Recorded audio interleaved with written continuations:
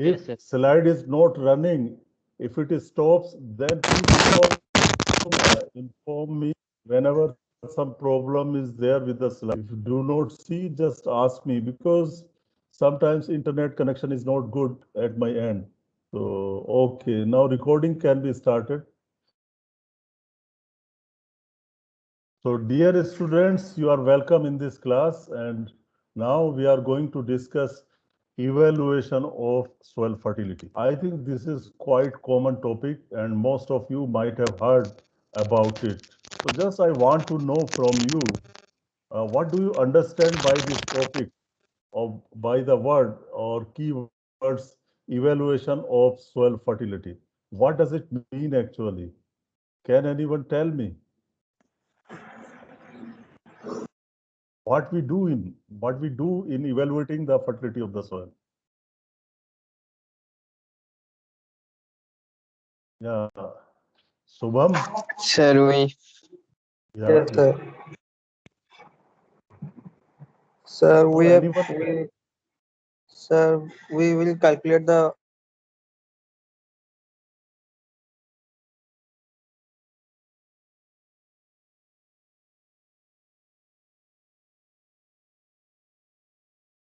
So that is the action part.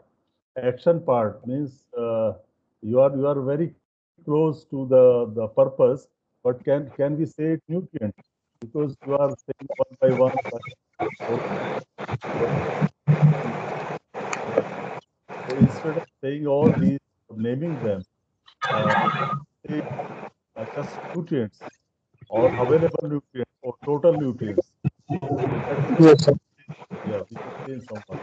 Now, other Soumya, Darshan, you want to say? yes, sir. Good afternoon, sir. Actually, I was saying like, yeah, same thing only. Like we find out the inherent soil contents, like nutrient content in the soil, and then we classify it as like if it is low, high, or medium, and if we Yeah, need to apply fertilizer according to that. very good. So you have gone one step further actually. You have told the purpose of soil fertility evaluation also, and you have defined it. So the meaning of evaluation of soil fertility, or sometimes it is written as soil fertility evaluation. That means you are evaluating, you are estimating the fertility status. And fertility status means you are measuring the nutrients. You are measuring or estimating the nutrient status, available nutrients as well as total nutrient status. And now, what are the purposes? What are the objectives of estimating the nutrients? There are number of purposes, number of objectives.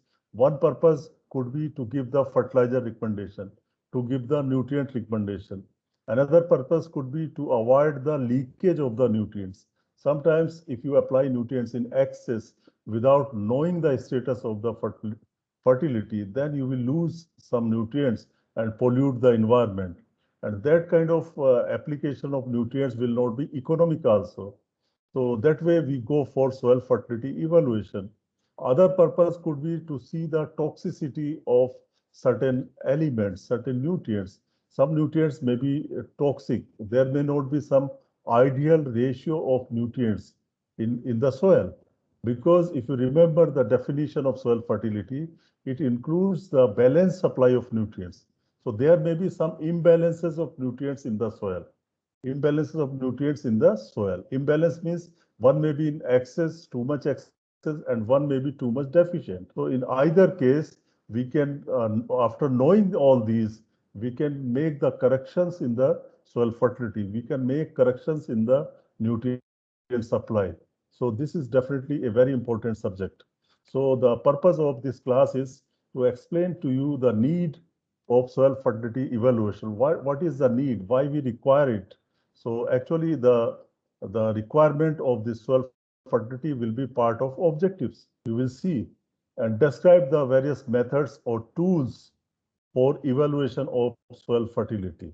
So these are some terminology you can go through, like available nutrients, chlorophyll, control plot, F-test. You are aware of these terminology.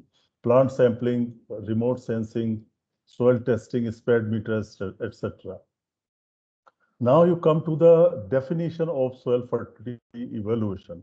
What does it mean? So it is actually a process of estimating the amount of native and residual nutrient elements which could be available for use by growing crops in particular soil, and the amount of fertilizer to be supplemented for profitable crop production. Here, profitable crop production is there.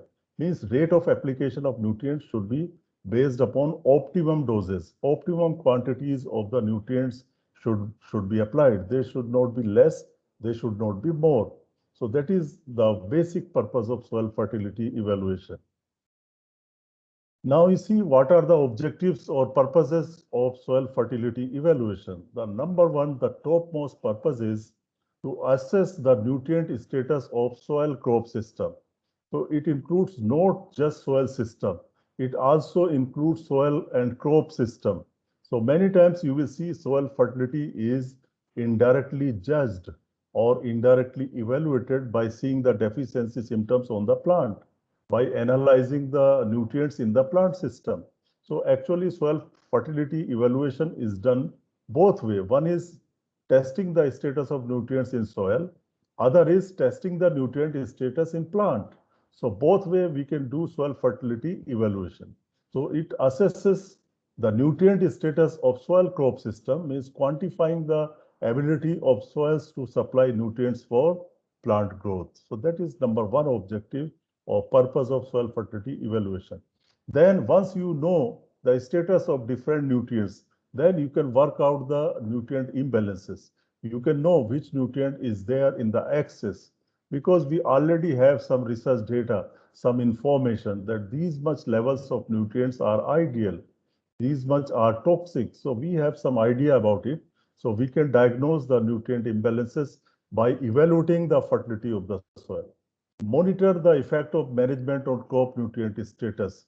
So we do number of agricultural practices or cultural practices, and those cultural practices, how they are influencing the nutrient status. If you change the crop rotation, if you include legumes in the rotation, what these legumes are doing to the soil fertility. You have some other management practices like you are using only inorganic fertilizers or chemical fertilizers, and then you want to see what is happening to nutrient supply. So you can see it. So number of management practices can be seen, can be assessed with respect to nutrient status. And it also provides basis for making fertilizer recommendation, or I can say nutrient recommendation, because nutrients can be supplied through organic and inorganic sources also. But mostly the soil testing is done for fertilizer recommendations. So what is it does do? It for improving the yield and quality. If you want to improve the yield and quality, improving the fertilizer use efficiency, the right recommendation of fertilizer, the optimum recommendation of fertilizer will improve the fertilizer use efficiency or nutrient use efficiency. And once the nutrient use efficiency is increased, it will have several benefits, like it will decrease the pollution of the water. Increased nutrient use efficiency means reduced losses of nutrients by leaching, by volatilization, or by some other means. So it will improve the air quality also. And finally, this will reduce the impact on climate changes. Assess availability of toxic elements. Certain elements become toxic in soil. So this will also give us idea about that and improving the soil quality. Now, friends, see the different tools or methods for evaluation of soil fertility. So today we are going to discuss all these methods in detail so that you will have some understanding of different tools for evaluation of soil fertility. So you need to remember there are 6 approaches or 6 tools or 6 methods or 6 techniques to evaluate the fertility. So number one is visual plant diagnosis. So here I am just showing you the list, and later on we will discuss one by one. So now you see visual plant diagnosis. This is one approach.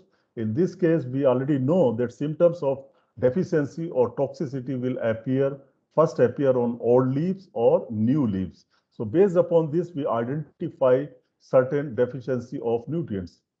Then number two is plant analysis, because many times plant diagnosis will mislead us. A deficiency of one element could be equivalent to the toxicity of another element. So such kind of things happen because symptoms, judging the symptoms will give you some idea, but it will not give you exactly that what percentage or what quantity of nutrient is missing or is deficient inside the plant. So these symptoms are not always good for evaluating the fertility, but they act as a guide, just as a guide to see which nutrient is in excess or which is in deficiency. Number two option is plant analysis. So in plant analysis, we have two options or two techniques. One is qualitative assessment of nutrient status, just qualitative. It will give us idea. These are chemical tests, rapid tissue tests that will give us idea about the status of nutrient, whether a particular nutrient in plant tissues is sufficient, insufficient, or is in excess. It will not give us exact concentration of nutrient. It is not a quantitative approach. But number two is total analysis of nutrients in plant systems. So it gives you total nutrient content or concentration in plant tissues. So this is another approach. And based upon the total concentration or content of nutrients in the plant tissues, now you can do interpretation. See the next column. So for total analysis of nutrients, we can do interpretation by way of critical concentration of nutrient, by way of nutrient ratios, and by way of certain chlorophyll meters and LCC. So I put chlorophyll meter and LCC here because it indirectly measures the nitrogen status in the plant. So after plant analysis, you have third approach, that is soil testing. Now people think that this is the sure shot. This is the best way to evaluate the fertility. So in this case, you need to go through several steps. The first step is that you need to do sampling, labeling of the soil sample, and then processing the soil samples for analysis, for chemical analysis. Now you have air dried the soil sample, and now you want to extract the nutrients. Certain extractants or chemicals are used to extract the nutrients, to bring them into the soil solution. So the next job is extraction of the nutrients, and then you analyze it by using different methods. For example, if you want to estimate nitrogen, available nitrogen or total nitrogen, you have the procedures for potassium estimation or micronutrient, whatever you like. Extents are available, and then chemical methods are also available depending upon the nutrient you are going to analyze.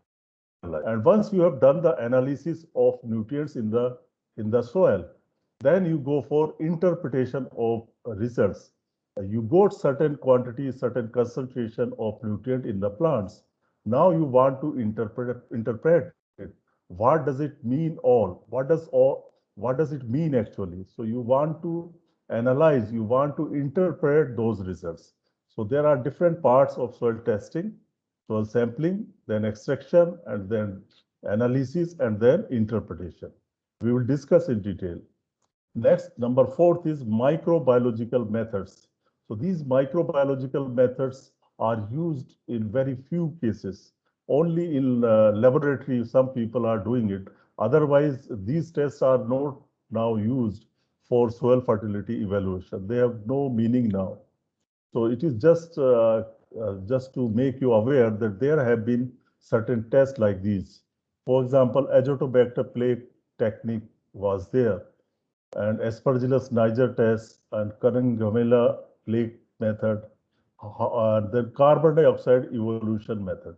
So this carbon dioxide evolution method is still used to see the two things. One is uh, respiration of soil enzymes, soil microbes.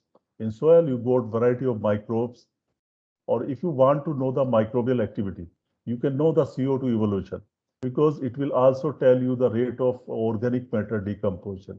Certain formula are there. Based upon this carbon dioxide evolution can be converted into microbial activity. So there are certain, in some cases, this carbon dioxide evolution method is used by microbiologists just to see the microbial status of soil. So microbial methods, I will not touch in much detail because they are not in use now. Then is remote sensing method, that is NDVI. NDVI is normalized difference vegetation index. So this can indirectly measure the fertility status of the soil.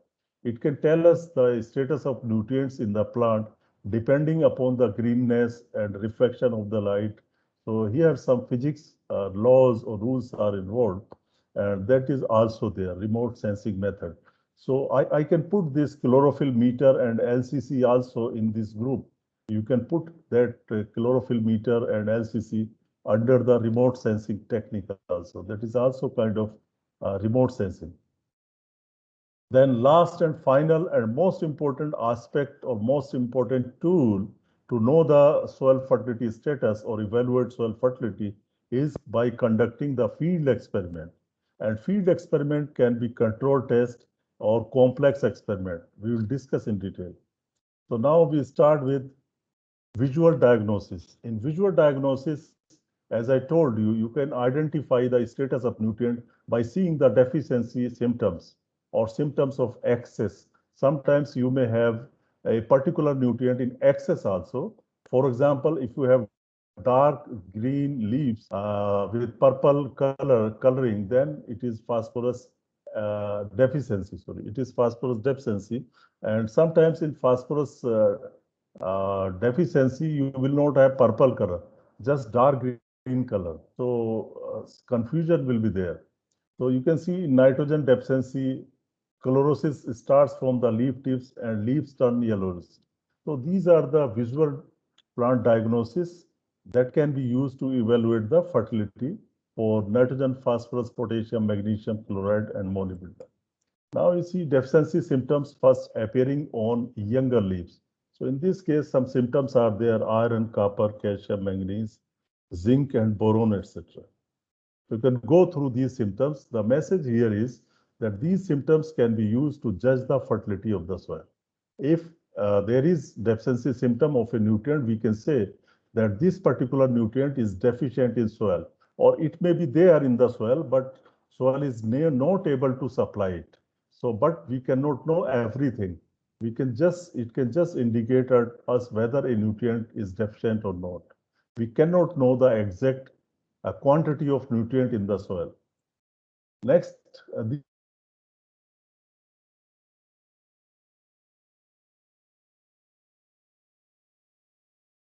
symptoms in this case.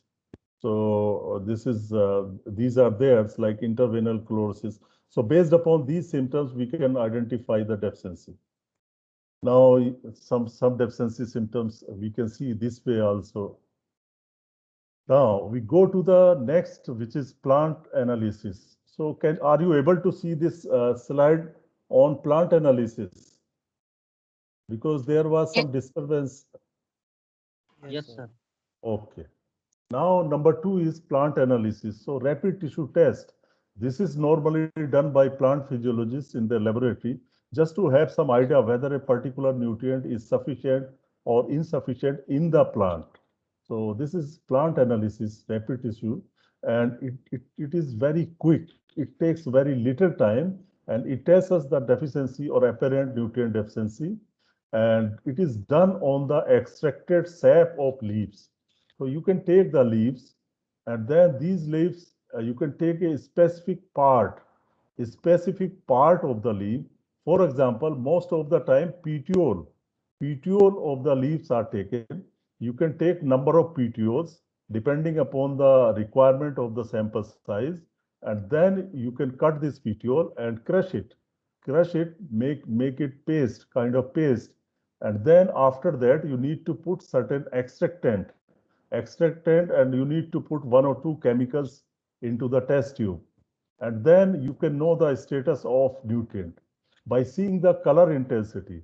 Certain colors are developed and certain papers are there, color papers are there, and you can compare whether a particular nutrient is low, medium, or high excess in the plant. So it takes less time, and color intensity is used to identify the presence of an element, and it takes very less time, and it is just kind of qualitative test. It does not give you percentage of the nutrient, and a guide rather than as the mainstay for nutrient recommendation. Generally, leaf PTOs are used in rapid tissue analysis, and leaf samples should be collected randomly. A specific part of leaves is chopped and extracted used to get the solution, and certain reagents are added depending upon the nutrient. For nitrogen, phosphorus, potassium, the extractants are normally same, but the reagents used are different. So intensity of color matched with the colors given in the chart, and as per color shades, nutrients are grouped into low, medium, or high. So this is how these rapid tissue tests are used. So now hardly any laboratory is using these tests. So they are just for the namesake, these rapid tissue tests, because we do not get the better idea from these. Now, this is a better option than the rapid tissue test, which is total elemental analysis in the plant parts or in the plant tissues. So there are 4 steps: plant sampling, sample preparation. After plant sample is taken, then after that you need to process the sample processing, then analysis and interpretation. So there are 4 steps in total analysis of nutrients in plants. So actually, this will be part of your practical. Somebody will teach you that how to do the plant sampling. What are the guidelines and principles and methods for plant sampling? But in brief, in very brief, I'm giving you some idea. And once you have analyzed the nutrient content in the plant tissues, then you need to go for interpretation. So after analyzing the nutrient concentration in desirable plant parts, the interpretation of the results can be made by 3 different ways. So here you just take 2 different ways, because chlorophyll meter and leaf color chart, they will go in remote sensing. So you can have the interpretation by critical concentration of nutrient or by nutrient ratio. Nutrient ratio is called as DRIS, D-R-I-S, DRIS. So we will see, first we will see the steps in total analysis, and then we will see how interpretation of plant analysis results is done. Now you see, first step is sampling. So sampling done from the specific plant part, it is done randomly, and composite sample, the final sample should be 200 to 500 gram fresh weight. Now, sample preparation, samples was first you need to clean with ionized or double distilled water. First, you need to clean with the waters. There may be certain dust particle or some undesirable particle on the plant part. You need to remove them. That there may be some soil on the samples, plant samples. So first you clean with the water and then with the distilled water. And first you air dry. First you air dry and followed by over drying at 70 degrees centigrade. Then you can do over drying at 70 degrees centigrade. After that, you take out the samples and then you go for grinding. You go for grinding, and after grinding, your sample is ready for analysis. Now, analysis, you have 2 procedures. Now you want to break down the proteins. You want to break down the organic matter, and you want to mineralize the nutrients. You want to take out the nutrients from carbon, hydrogen, oxygen. So for this, you can go for dry or wet ashing. And complete dissolution means there are 2 options: wet ashing and dry ashing. You are converting your minerals into ash. The determination of nutrient by standard methods done. So once you have done the ashing, after that you can use methods to analyze nutrients. And results are expressed in percentage, milligram per gram, microgram per gram of the nutrient, milligram per gram. I discussed all these units already. Now you have analyzed the plant, and now you are going for interpretation of the result. And now you know what percentage of nitrogen is there in the leaf, what percentage of potassium is there in the shoot, or root or wherever you have done. So interpretation based on the total concentration of nutrient in dry matter of plant parts, which are compared with standard values. So critical values for almost all the crops are already available. They are in our hands. So we can compare with those critical values, whether it is low or high, whether it is toxic, whether it is too high. So we can compare with the existing critical values, and this determines whether immediate action is needed to correct the deficiency. So this will help us. If we see there is deficiency of a nutrient is there below the critical level, then we should go for foliar spray. We can go. Conclusions can be drawn on whether the amount of fertilizer applied at sowing was sufficient, because some baser dose of fertilizer is also applied. If some deficiency of that fertilizer nutrient comes, then it can be corrected. And it can also give us idea whether the baser dose of fertilizer could be enough to supply the nutrients. Now, critical concentration, this is used for interpretation of chemical analysis results, plant chemical analysis results. So it is the nutrient concentration between deficiency and optimal supply range, this critical nutrient range. Critical nutrient concentration, or CCN, critical concentration of nutrient, is the concentration of nutrient in plant that is likely to result in 90% of the maximum yield. You got some maximum yield. Maximum yield means yield which is obtained when no factor of production is limited. All the factors, all the inputs of production are in optimum amounts or sufficient amount. At that level of input, whatever yield you get, that is your maximum possible yield. And if you get 90% of the maximum possible yield, then crop is not deficient. If you get less than 90% of the maximum possible yield, then at that level, the nutrient concentration is your critical concentration. Means whenever there is reduction of 10% yield or 10% growth of the plant, that particular level of nutrient is critical level of concentration or critical concentration in plant as well as in soil. It can be defined with respect to soil also. And similarly, this is critical concentration for deficiency. Similarly, we can have critical concentration for toxicity also, because sometimes a particular nutrient may be in excess also. It may be in excess, which is not good for the plant. It may be toxic. So critical concentration of nutrient can be for toxicity in soil. Critical concentration of nutrient for toxicity in plant. So you got four kind of critical concentration of nutrient. Two with respect to soil and two with respect to plant, and one with respect to deficiency, other with respect to toxicity. So if a nutrient is present below critical concentration of nutrient, the yield or quality of the crops decline. If supply of deficient nutrient increased in soil, the crop growth or yield will increase. If your soil or plant is having nutrient concentration which is critical, means deficient or too much, then you need to make some corrective measures. If it is deficient, apply the nutrients. Now you see this data is from Roy et al. 2006. So you can see the list of the data. One is element, other is number of crops are there like wheat, oilseed, sugarcane, alfalfa, grass, citrus, etc. So one thing here is that you can see the critical concentration of a nutrient will vary with the crop.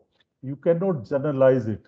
Critical concentration in wheat will be different from oilseed, will be different from alfalfa or any other crop. This is number one. Number two, critical concentration of different nutrients will be different. Nitrogen critical concentration will be different from phosphorus, and phosphorus may be different from potassium. Number two. Number three, the critical concentration of nutrient will vary with the stage of the crop.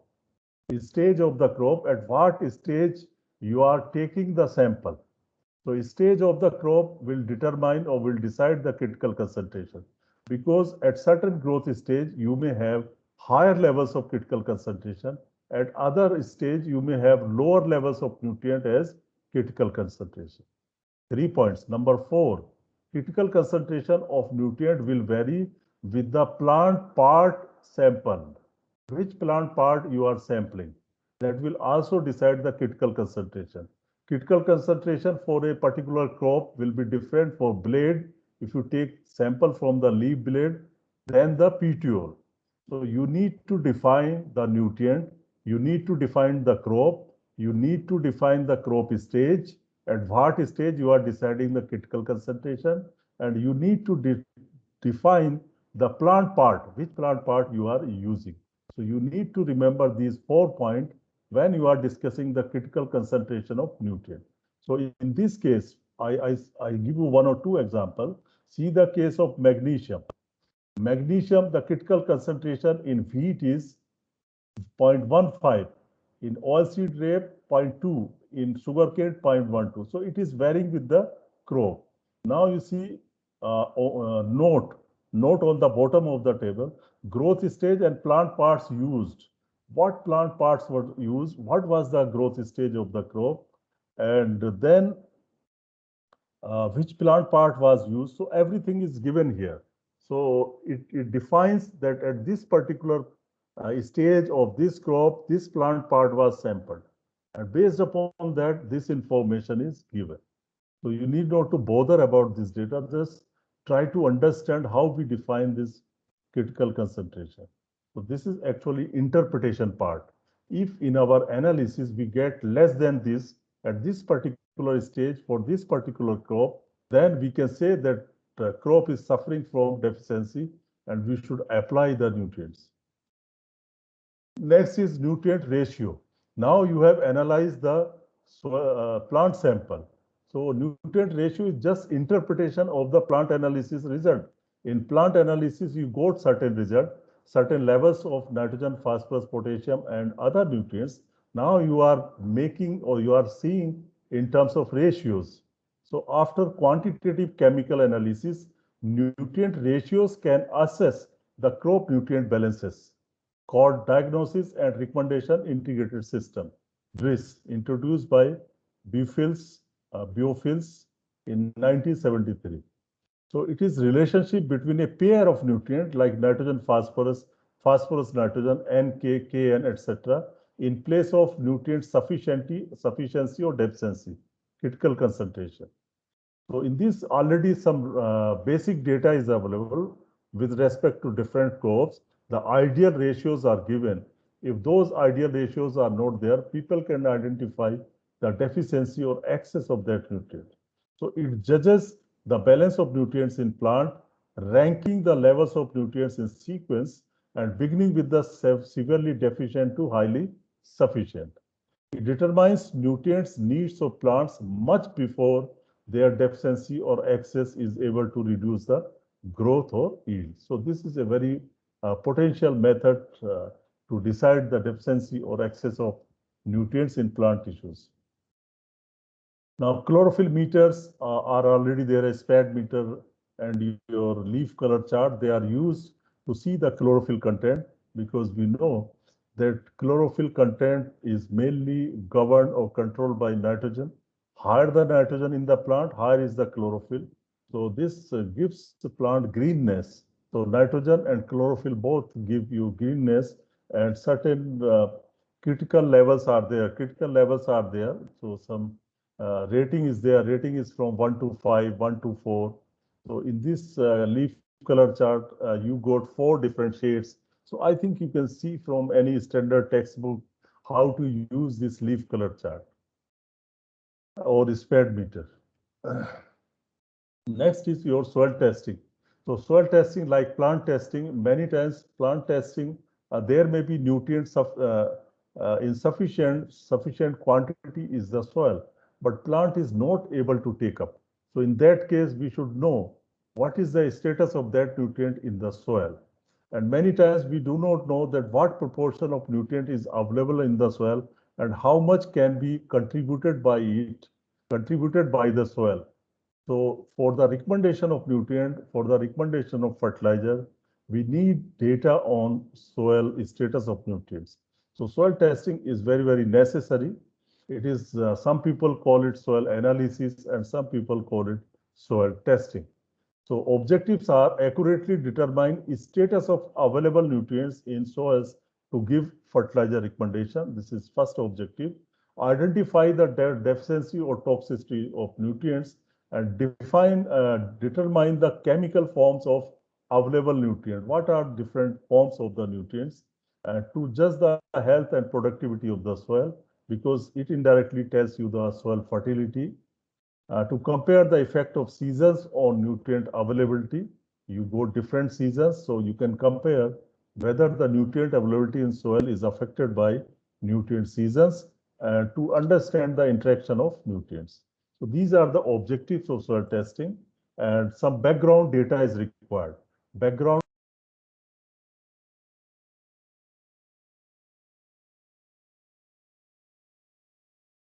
should be known. Most suitable extractants. So already people have information on this, that this particular extractant will fit. For example, for phosphorus extraction from the soil, you got different extractants. Similarly, for micronutrients also, you got different extractants. So we already know that which extractant is good for which kind of soil under what conditions. So these are the background data which are already available. Most suitable extractant, the general health and productivity of the soil for various crops, some kind of data that which crop are growing better under these soils and which are suffering from nutrient deficiency. Norms of soil sampling and processing should be known. The response of crops to rates and method of fertilizer application.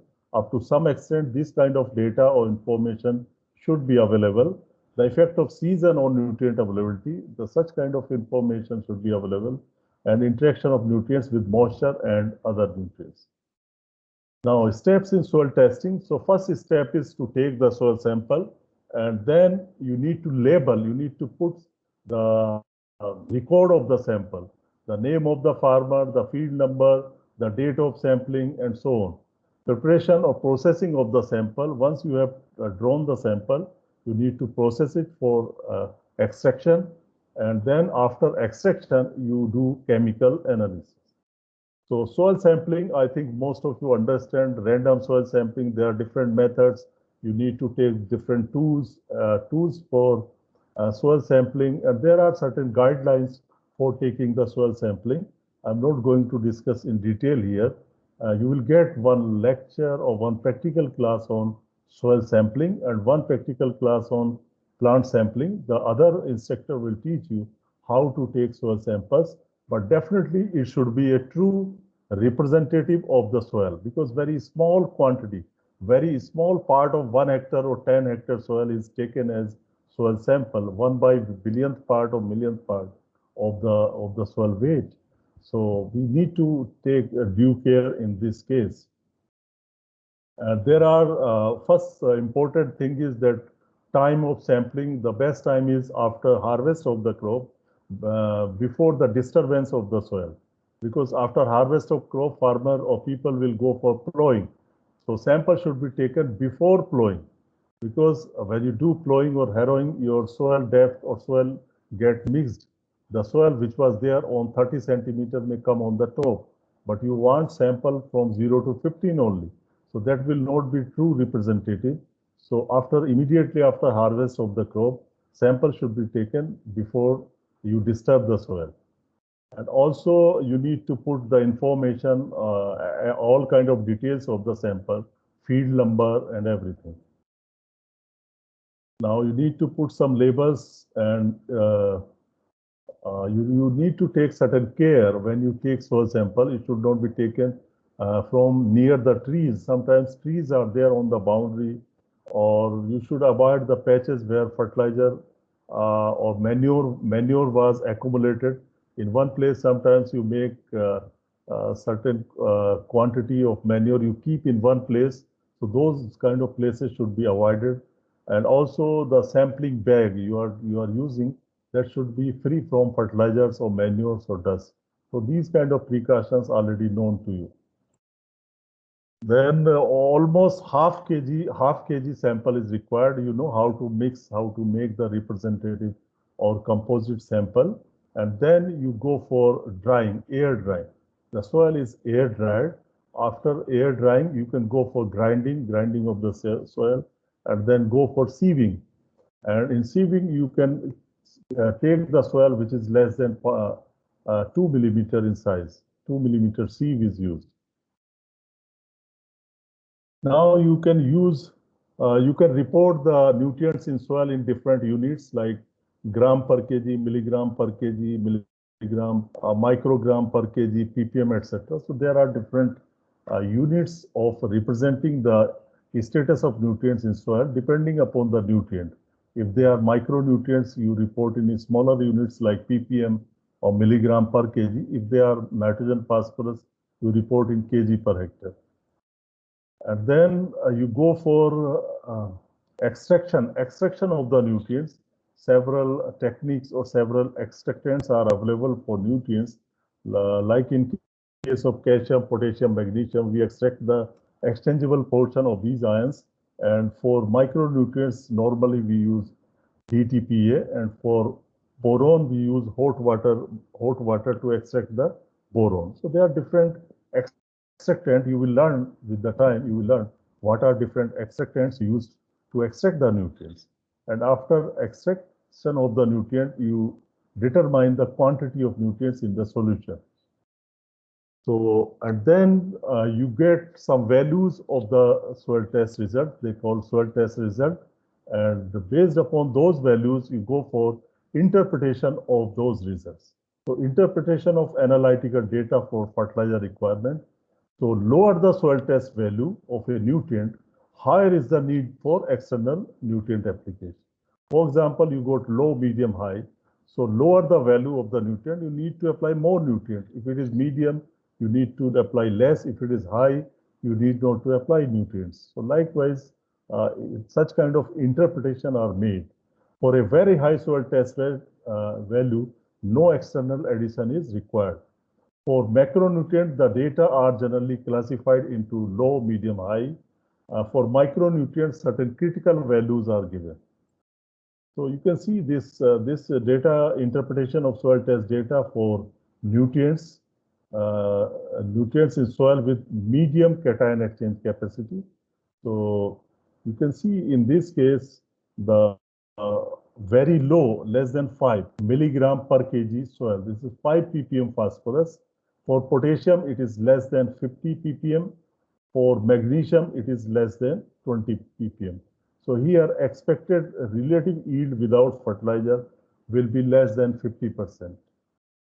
If you do not apply any fertilizer and you got these kind of values, your yield will be less than 50%.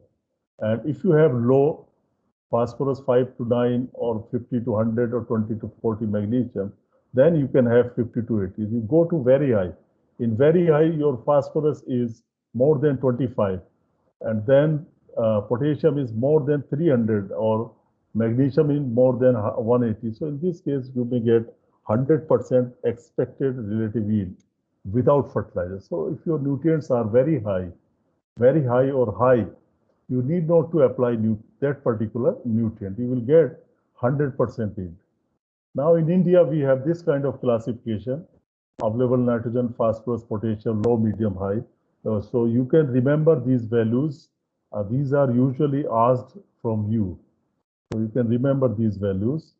And then microbiological method, I have already told there are 4 or 5 methods which do not find much use in these days. Now remote sensing, of course, sometimes it is used, and it is indirect method to measure the soil fertility. And certain visible and near infrared sensors are employed to judge the biotic and abiotic status of plants. And this contrast of light reflectance and absorption by leaves can be used to assess the quantity and quality of the vegetation. In general, the nitrogen deficient leaves absorb less light energy. For evaluation of vegetation cover, following index is computed: NDVI, NIR minus PAR divided by NIR plus PAR. So if you want to know more and detail about remote sensing method, you can consult Soil Fertility and Fertilizer by Havlin. In that, you got one chapter on soil fertility evaluation. You should see that chapter, and in that chapter, this remote sensing approach has been discussed in detail, because these American people now they are using some indirect methods to evaluate the fertility, soil fertility. However, in India, we do not have that kind of advancement in science or advancement in technologies, but you must read from Havlin book, Soil Fertility and Fertilizer, about remote sensing method. Now, field experiment is the last resort, last way. However, it is the best way, but it is expensive also. It is time consuming also. By soil testing or plant testing, you can do it in 1 day or 2 days time. But for field experiment, you need months to know the status of soil fertility. But under certain condition, it is very advantageous. Suppose you want to give recommendation to many farmers.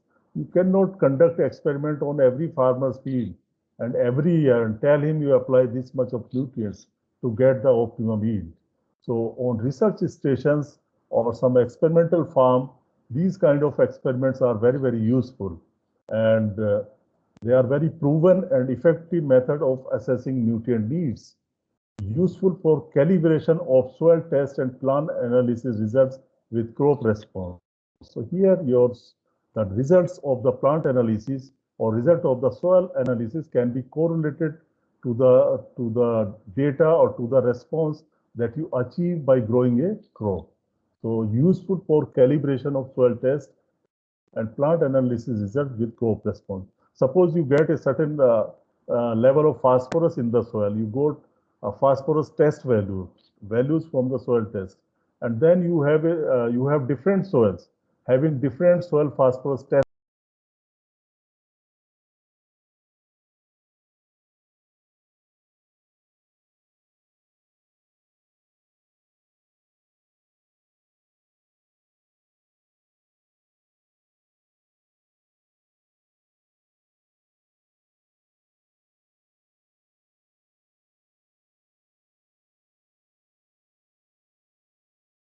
Level of phosphorus in the soil to the applied phosphorus. So some equations can be developed, and that will help in deciding the recommendation of the fertilizer.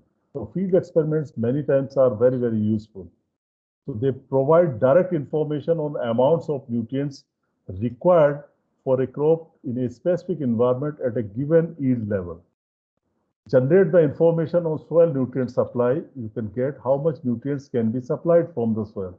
Many times available nutrient does not mean that all the available nutrient will be supplied to the plant.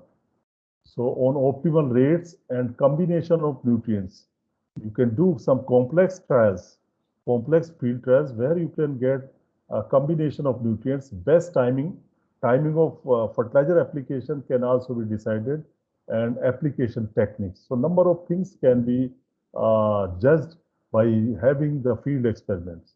However, because the considerable expertise, effort and cost involved, this is very expensive and time-taking job, they are not suitable for individual farmers. One farmer, you cannot do experiment on every farmer's field.